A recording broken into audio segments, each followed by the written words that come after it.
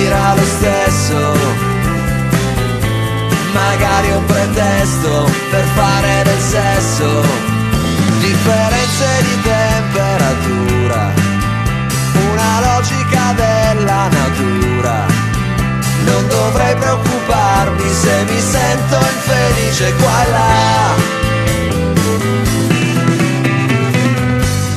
Me ne sbatto delle prove contrarie. Da questa posizione non vedo un'obiezione.